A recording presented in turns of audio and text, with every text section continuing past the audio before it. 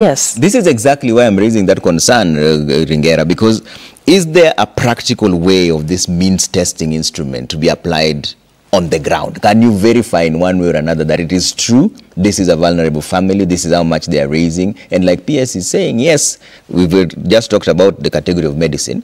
That vulnerable family that earns 5,600 is expected to pay 30,600.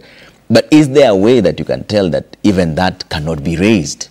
Because somebody can underdeclare. You can easily say that I earn less than I do, or I can easily declare more than I do, or circumstances can be different. Maybe it's a relative who earns more, but takes no time for paying for other people. And that is why we are very meticulous in terms of data collection. Asking the applicants, where do you come from, who is your father, who is your mother? And then we have got validators which we have connected to various government agencies that point towards the correct, accurate. We don't rely on the self-declared income. So you have your carries, you have your NHIFs, which will point to us generally where you are or how vulnerable you are. For example, if you're on government cash transfers, we can be able to see your own government cash transfers. And that is where that is how you land in band 1. But there's something the PS has said.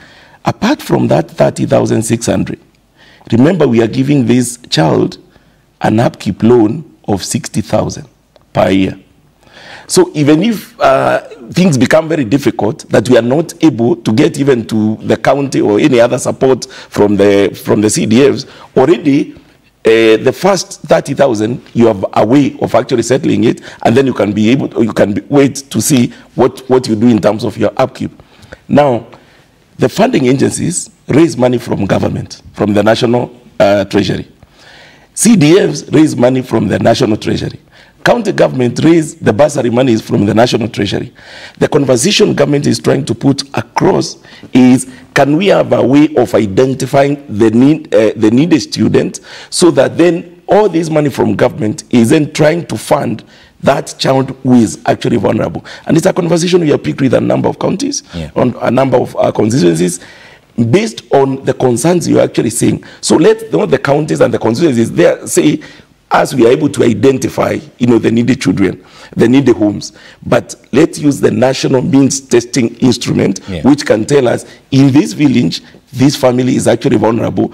Government will come in like the PSA, 95%, and then county and CDF will come in with the 5%. Okay. Now, what we have done this year in terms of this means testing instrument, after we even do the classification categorization, we want to sample all the students who have applied. We want to sample and do online or ground verification of what the status which were declared across the 47 counties within the country. And that way then it will tell us also the efficacy of this MTI, how far is it or how deep it is. Yeah, but